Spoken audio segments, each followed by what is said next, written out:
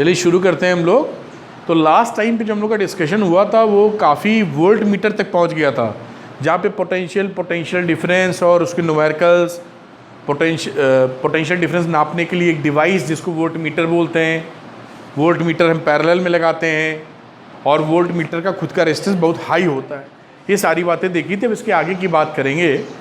आपको जैसा मैंने बताया था और जैसा आप जान भी चुके हैं कि जो पोटेंशियल या पोटेंशियल डिफरेंस जो हमारे ज़्यादा काम का हमने पढ़ा था, वो इसलिए पढ़ा था कि पोटेंशियल डिफरेंस होने के बाद ही चार्जेस एक जगह से दूसरी जगह मूव करते हैं। अगर पोटेंशियल डिफरेंस एक जगह से दूसरी जगह के बीच में नहीं है तो चार्जेस नहीं चलेंगे एक दूसरी जगह से दूसरी जगह। सरल भाषा में जैसे पानी को अगर बहना है तो उसको ढलान चाहिए, वाटर पानी H2O। समतल पे पानी रखेंगे तो नहीं बहेगा, वो रुका रहेगा अपनी जगह। जहां ढलान दे देंगे वो भागने लगेगा, है ना। इसी तरीके से चार्ज रुका रहेगा, अगर पोटेंशियल डिफरेंस दिया तो भागने लगेगा। समझ पा रहे हैं क्या? चार्जेस जो भागते हैं, अब हम जान चुके हैं नई थ्योरी के हिसाब से कि चार्जेस का मूवमेंट का मतलब इलेक्ट्रॉन के मूवमेंट से हम समझते हैं। पॉजिटिव चार्ज नहीं चल पाता है, क्यों? क्योंकि वो प्रोटॉन न्यूक्लियस के अंदर होता है और काफ़ी हैवी होता है इलेक्ट्रॉन के मास से। मोटा मोटा आप समझे तो 1850 गुना भारी, 1857 times more heavier than electron. 1 kilo का अगर इलेक्ट्रॉन है तो अगला जो आदमी है वो 1900 किलो का है। समझाने के लिए बता रहे हैं, 1 किलो तो समझिए। तो अगर आप 50 किलो के बैठे हुए हैं तो अगला जो आदमी है वो 50 × 2000 कर दीजिए। कहाँ पहुँच गए? गिनना ही मुश्किल हो रहा है। तो आपको हिलाना आसान है कि उस आदमी को, डायनासोर को हिलाना आसान है? डायनासोर को हिलाना आसान है अगर आप सही मेंटल हालत में नहीं है तो वरना कोई भी आदमी ये नहीं बोलेगा। ठीक। तो यहाँ पर इलेक्ट्रॉन को एक जगह से दूसरी जगह, मतलब ये पॉइंट ए समझो, अगर यहाँ पर कोई कंडक्टर लगाना पड़ेगा, कंडक्टर नहीं तो इलेक्ट्रॉन जंप नहीं करेगा। हवा में इलेक्ट्रॉन नहीं चलता है, मीडियम चाहिए। मान लो तार लगा दिया तुमने ऐसे, घर वाला बिजली का तार, कॉपर वायर, और तुमने कहा इलेक्ट्रॉन भाई साहब भागो, जाओ इधर, जाओ। डॉग, जिसके घर में डॉग पला हुआ देखो ना, कभी नहीं आता है तो आप उसको दिखाते हैं खाना बढ़िया, बोटी हड्डी, तुरंत दौड़ लेता है। तो यहाँ इसको अगर यहाँ तक जाना है तो ए और बी में पोटेंशियल डिफरेंस होना जरूरी है। अगर ये पॉजिटिव चार्ज होता तो ये ज्यादा पोटेंशियल से कम पोटेंशियल की तरफ जाता। पॉजिटिव चार्ज कहां से कहां जाता है? ज्यादा पोटेंशियल से कम। ज्यादा मतलब ए पर अगर पोटेंशियल है 2 वोल्ट और बी पर है अगर वो 1 वोल्ट, तो पॉजिटिव चार्ज इधर मूव करेगा और निगेटिव चार्ज किधर मूव करेगा? इसके अपोजिट। ठीक है, सब बातें की हैं। जो लोग बीच में आए हैं उनका भी हो जाएगा, टेंशन ना लीजिए, लेकिन बातचीत समझिएगा। तो ये मैंने इतना रायता क्यों घोला आपके सामने? क्योंकि मैं ये बताना चाहता था कि चार्ज को मूव करने के लिए या कराने के लिए पोटेंशियल डिफरेंस ज़रूरी है, अदरवाइज चार्ज मूव नहीं करेंगे। ठीक। अब यहाँ कहानी शुरू होती है कि अगर चार्ज मूव कर रहे हैं तो क्या हो जाएगा? तो इलेक्ट्रिक करंट बन जाती है। अब पोटेंशियल डिफरेंस लगा दिया।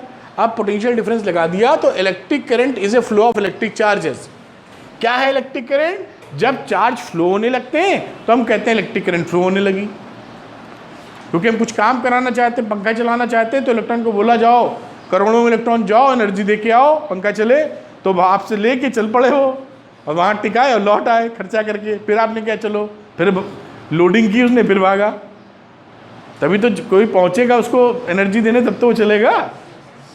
तो यहाँ पर the electric current is a flow of electric charges. अब सवाल ये उठा कि इलेक्ट्रिक करंट अगर हम बोलते हैं फ्लो होने के चार्जेस में, तो किसमें कितनी इलेक्ट्रिक करंट? भाई फ्लो ऑफ चार्जेस का मतलब है कोई भी चार्ज, 2 चार्ज चले तो भी, 200 चले तो भी फ्लो तो हो ही गया। नहीं मयंक हुआ? तो अब सवाल ये उठा करंट आखिर कितनी? तो मैग्नीट्यूड ऑफ करंट वर्ड आ गया कि आखिर करंट का मैग्नीट्यूड कितना है। तो डेफिनेशन थोड़ी बदल गई। अब बोलेंगे rate of flow of charges पर सेकेंड। तो मैग्नीट्यूड ऑफ इलेक्ट्रिक करंट का मतलब I is the symbol of electric current, magnitude of electric current. तो I is equal to Q by T, ये एक फॉर्मूला हो गया, इसमें न्यूमेरिकल आते हैं। इससे पहले एक फॉर्मूला पढ़ा था पिछले सेगमेंट में, q is equal to n e, जिसे क्वांटाइजेशन ऑफ चार्जेस बोला जा रहा था। फिर एक फॉर्मूला पढ़ा था हम लोगों ने, वी इज इक्वल टू डब्ल्यू अपॉन क्यू, ये दूसरा फॉर्मूला पढ़ा था। और आज हम लोग तीसरा फॉर्मूला पढ़ रहे हैं। क्या बोलते हो? तो I is equal to Q by T, I है इलेक्ट्रिक करंट, एसआई यूनिट होती है एम्पियर, एम्पियर साइंटिस्ट थे एम्पियर, AMPERE, ये स्मॉल लेटर में लिखते हैं एम्पियर, और सिंबल में कैपिटल ए लिखते हैं, स्मॉल लेटर।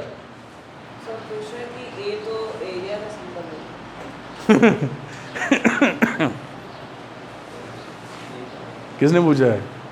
इनका क्वेश्चन बिल्कुल जेन्युइन है, लेकिन अब हम जो बात करेंगे वो इनजेन्युइन है। क्यों? देखिए, इन्होंने पहचाना है कि ए फॉर एरिया। अब हमारे पास इस संसार में फिजिक्स डेवलप होती जा रही है और नई नई क्वांटिटीज़ बनती जा रही हैं, है ना। लेकिन बेचारे अंग्रेजी के 26 ही अल्फ़ाबेट पढ़े हमने, तो 26 में कोई ना कोई बढ़ाना ही पड़ेगा ना। वहाँ क्या करोगे? या 26 के 2600 बना दें तो वैसे ही बेचारा पहली दर्जे वाला बच्चा मर जाएगा कि 26 ही नहीं याद हो रही ABCD, अभी 2600 खड़े हो गए। तो हम लोग एक ही अल्फ़ाबेट से कई कई चीज़ें पहचानेंगे उसके कॉन्टेक्स्ट से। अब इस पर एक चर्चा और अच्छी हो सकती है, लेकिन समय जाएगा इसलिए रोक रहे हैं। आपने वो पिक्चर देखी थी, एक आमिर खान की पिक्चर आई थी, वो दूसरे ग्रह से आता है, PK, जो वो जेल में बंद होता है तो वो हीरोइन जाती है ना मिलने, तो अच्छा समझाता है वो कि बड़ा कन्फ्यूजन मचा बा। वो कहते हैं अच्छा तो समझ में नहीं आता है, कोई कहता है अच्छा, कोई कहता है अच्छा, कहते अच्छा, मतलब अच्छा का मतलब कभी हाँ भी है, कभी सटायर भी है, सटायर मतलब व्यंग। अच्छा तुम तो गोचू हो जान रहे, अच्छा, समझ रहे हो? एक ही अच्छा के कई मीनिंग, समझ में आ रहा है क्या बोल रहे हैं?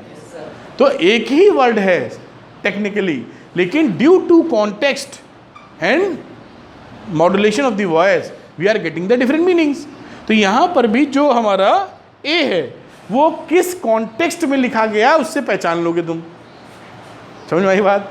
इनका क्वेश्चन बिल्कुल जेन्युइन था, लेकिन परेशानी है कि क्वांटिटीज़ हो गई हज़ारों में और अल्फ़ाबेट है गिने चुने, तो क्या करेंगे, मजबूरी है। समझ पाए आप? तो ए फॉर एरिया भी, और ए फॉर अरविंद सर भी, और ए फॉर एम्पियर करंट भी। आदर्श कुमार टी शर्ट उतारने में, I am also Adarsh Kumar. रुके रहो, अपने भावनाओं पे काबू रखो, है ना। क्यू है इलेक्ट्रिक चार्ज, और इलेक्ट्रिक चार्ज की एसआई यूनिट होती है कूलाम, छोटा लिखा, और कैपिटल सी बड़ा।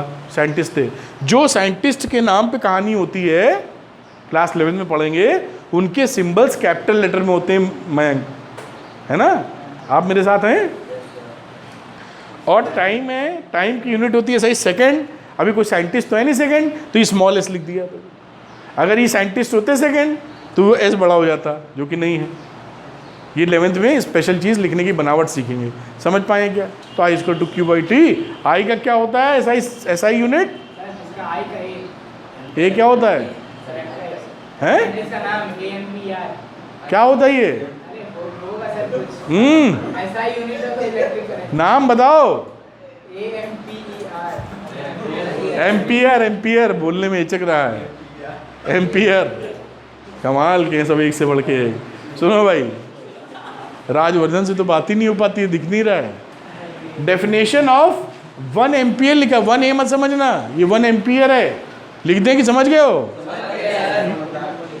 1 एम्पियर ऑफ करंट, ठीक। ये एग्जाम में आती है डिफाइन, तो कैसे लिखोगे? व्हेन 1 कूलाम ऑफ चार्ज, इसको Q को 1 कर दो, T को 1 कर दो, I 1 हो जाएगा। तो when 1 coulomb of charge passing through the conductor in 1 second, the magnitude of the current will be known as a 1 ampere. इसी को अपनी भाषा में या घोंट लो, जैसा लिख पाओ, मुद्दा यही है। जब 1 कूलाम चार्ज 1 सेकेंड में फ्लो करेगा तो उसको बोलेंगे 1 एम्पियर की करंट फ्लो हो रही है। ठीक, ये कहानी हो गई। डेफिनेशन याद रखना, एग्जाम में आती है, एग्जाम के लिए इंपॉर्टेंट है। अब क्या होता है कि इस करंट को नापने की एक डिवाइस है, जैसे पोटेंशियल डिफरेंस या वोल्टेज को नापने की एक डिवाइस होती है वोल्ट मीटर, इसी तरीके से ये डिवाइस होती है जिसको बोलते हैं एमीटर। ये एमीटर का एक सिंपलेस्ट फोटो। वैसे आजकल मल्टीमीटर आते हैं, उसके अंदर सब गुंडी उंडी घुमा के सब बन जाते हैं, ऐसे घुमा दो तो मीटर, ऐसे घुमा दो वोल्ट मीटर। आप देख इलेक्ट्रीशियन लेके आता है। मैं भी एक बार खरीदने गया, फिर मैंने कहा मैं नापूंगा क्या, तो आपको दिखाने के लिए रखा रहेगा, कुछ नापना तो है नहीं हमको उससे। आपका वोल्टेज नापेंगे तो जीरो ही निकलना है अगर दोनों कान में डाल के नापेंगे तो कोई सिग्नल नहीं पकड़ेगा वो हैं।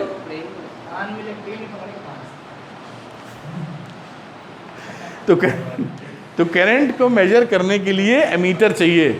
एक ऐसे नीडल होती है, बहुत कुछ और होता है इसका, और अच्छी कैसे बनता वगैरह क्लास 12 में सीखेंगे आप। तो ये इसके ऐसे रहता है, एक प्लस होता है माइनस होता है, प्लस वाला सिरा प्लस पे लगाते हैं, माइनस वाला सिरा माइनस पे लगाते हैं। भी आपको दिखाएंगे हम, मतलब अभी यहाँ दिखा देंगे बोर्ड पे। प्लस वाला प्लस रिपल नहीं करेगा, अभी बताते हैं। तो इसको आप सीरीज में लगाते हैं, और एमीटर का खुद का रेजिस्टेंस बहुत कम होना चाहिए। ये सीरीज का मतलब है ऐसे, देखिए एमीटर का सिंबल हो गया, और मान लो ये रेजिस्टेंस लगा है। रेजिस्टेंस का मतलब मान लो पंखा है, फैन, टेलीविजन, कुछ भी, और यहाँ पे कोई सोर्स है।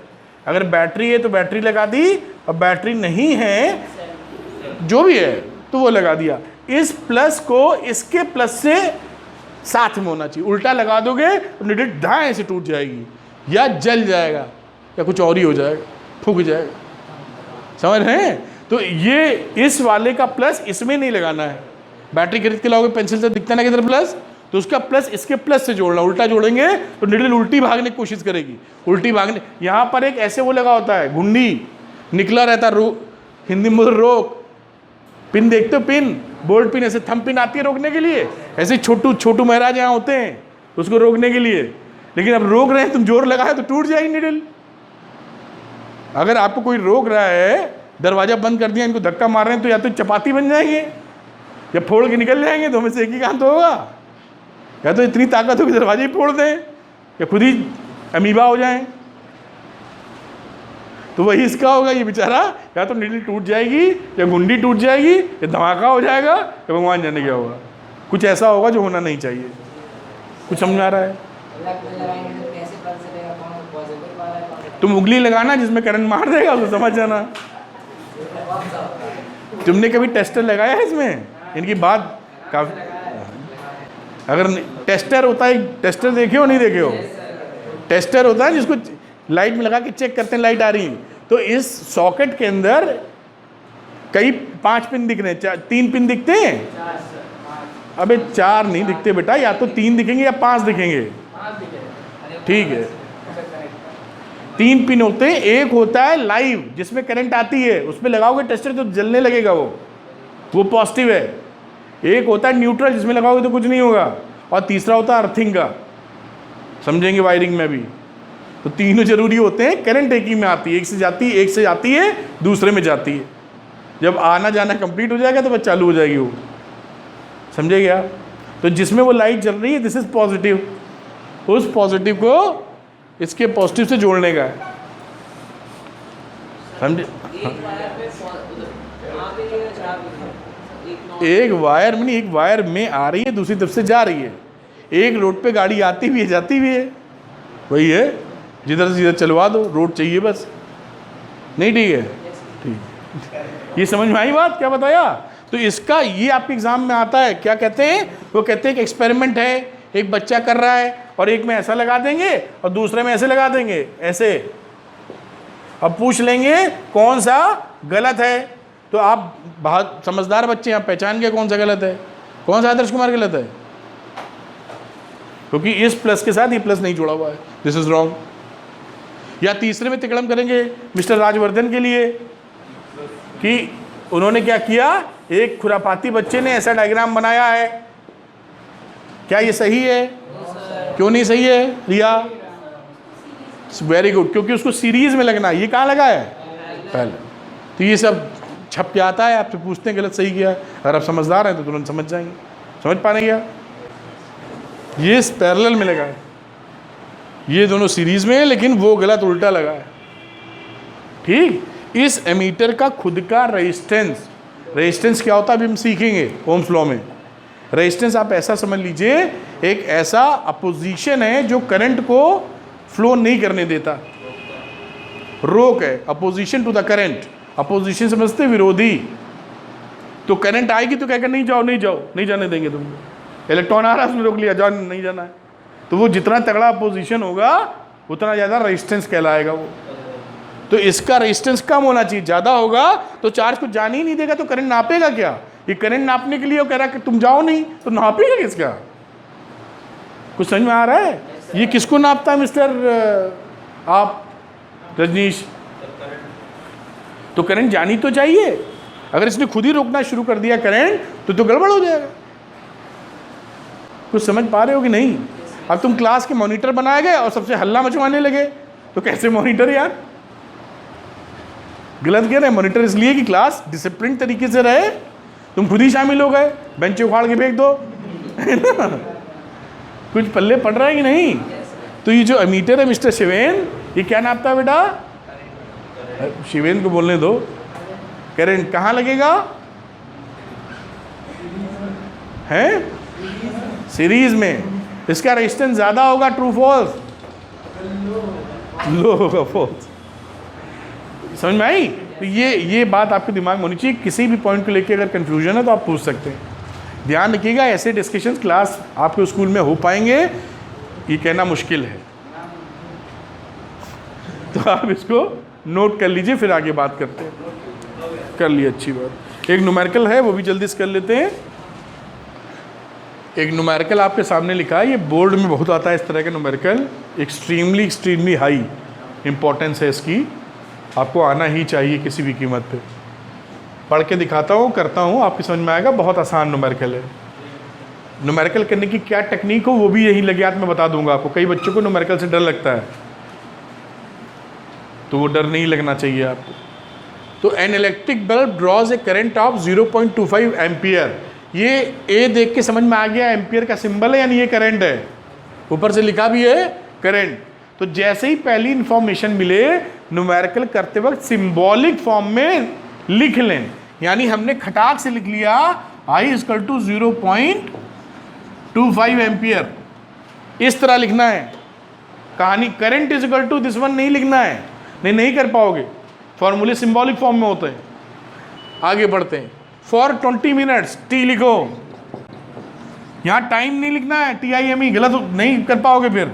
20 मिनट्स अभी लिख के छोड़ते हैं, आगे देखेंगे क्या करना है। Calculate the amount of electric charge, क्या बोलता है निकालो। क्यों पूछा, निकाल दो बेटा। Charge that flows through the circuit, कितना चार्ज फ्लो हुआ है सर्किट से, ये निकालने का। अब हमें ये तीन वेरिएबल्स या पैरामीटर्स हैं, इन तीनों में कोई रिश्ता मालूम है? तो मालूम है हमको। एक फॉर्मूला हमने भी पढ़ा है, I = Q/T, पढ़ा है ना। या Q निकालना हो तो हम लिख सकते हैं I × T। अब SI यूनिट के अनुसार यहाँ पर अगर I का यूनिट है एम्पियर और T का है सेकेंड्स, अगर हम सेकेंड्स और एम्पियर रखेंगे तो ये कूलाम में निकलेगा। तो ये जो 20 मिनट्स है इसको हम लोग चेंज कर देंगे सेकेंड्स में। 1 मिनट में कितने सेकेंड? 1 मिनट में कितने सेकेंड? 60 सेकेंड। तो टोटल ये 1200 सेकेंड हो गए। वैल्यू पुट कर दीजिए। आई की वैल्यू होगी 0.25 एम्पियर इंटू 1200 सेकेंड। ये डेसिमल हटाओगे 2 कट जाएगा। 25 × 12 300। कैलकुलेट करेंगे 300 कूलाम। ये यूनिट लिखना मत भूलिएगा, सिंबल में लिखा है। अगर पूरा लिखेंगे तो COU बाकी स्पेलिंग। तो ये आंसर फाइनली हो गया। देखिए ये कितना सरल सवाल, इससे सरल सवाल हो सकता है क्या? और आपके एग्ज़ाम में आता है, ये सवाल आने लायक है क्या? उसके बावजूद आधी जनता गलत कर देती है। भगवान भला करे बच्चों का। बताओ ये गलत करने लायक है सवाल? हमें तो नहीं, इससे सरल क्या कोई देगा बताओ। सीधे फॉर्मूला बेस्ड सवाल, उसमें भी गलत किए पड़े हो। कई जुझारू बालक 20 मिनट्स ही रख देंगे वहाँ, ऐसी तैसी देख लेंगे, है ना। जो कोई रखे ही दिया है, वेरी वेरी गुड, है ना। तो ये जो है हम बता रहे हैं ना कि आप लोग थोड़ा अपने को संभालिए और सुचारू रूप से काम करें, वरना ये एग्ज़ाम में यही घोटाला होगा। आप मिनट रख देंगे और छुट्टी हो जाएगी, लौटेंगे करे मम्मी, अरे मम्मी, अरे मम्मी, मम्मी कुछ नहीं कर पाएंगी। लेकिन कोई बात नहीं बेटा, अगली बार पास हो जाना। पिछले 3 साल से ऐसे ही बोल रही हूँ तुमसे। एनीवे, मजाक अपनी जगह है, लेकिन समझ पाए ना, आपको न्यूमेरिकल्स में केयरफुल रहना है। ध्यान क्या रखना है, यहीं पे बात कर लें। जब भी आंसर निकालिए बोर्ड एग्जामिनेशन में, देखिए ये निकला, अब बोर्ड एग्जामिनेशन में क्या कीजिएगा, टिप्स लगे हाथ बताते चलता हूँ। ये निकला, इसके बाद क्या लिखिए अलग से, आंसर Q = 300 गुलाम, चाहे लिख दो चार्ज बराबर 300 गुलाम, और ऐसे लिख डालो, ऐसे की तैसी। हाईलाइट नहीं करना है, हाईलाइटर नहीं लगाना है। हाँ, बस क्या होगा, जैसे ही आपका बोर्ड वाला कॉपी चेक करेगा ना, जैसे ही वो पढ़ेगा खटाक से ही निकल जाएगी, और ये सही है आपका, और गलत है तो स्टेप मार्किंग, और सही है धाए से नंबर मिलेंगे पूरे पूरे, है ना। इसमें कुछ नहीं करना है आपको, फ्रैक्शन 2 सेकंड लगेगी, 3 सेकंड लगेगी, निकाल तो लिए। ये क्या है, अपने आप की बात, अपनी आवाज़ उठानी। 100 बच्चों में एक बच्चे ने हाथ उठाया तो वो दिखने लगता है ये बच्चा है, वही काम है। सैकड़ों कॉपी आ रही है उसके सामने, एक ने कहा देखो मैं समझदार बच्चा हूँ, मिल जाएंगे नंबर। तो आप जितनी पढ़ाई करते हैं उसको कैसे प्रेजेंट करना है जिससे ज़्यादा नंबर आपको मिले, ये सीख लेना ही बेहतर है। वरना दोनों बच्चे की सेम नॉलेज होगी, लेकिन due to presentation there is a lot of difference between the achieved marks. एक के 95 आ सकते हैं, दूसरा वाला 85 पे ही रुक सकता है, सेम नॉलेज पर भी। क्या मेरी बात पकड़ में आ रही है? तो आज हम लोग यहीं रोकेंगे, है ना, अपनी चर्चा। छोटी सी बात पढ़ी, ध्यान रखिएगा, आगे काम आएगी। आगे नेक्स्ट टर्न पे इसके आगे की बात करेंगे।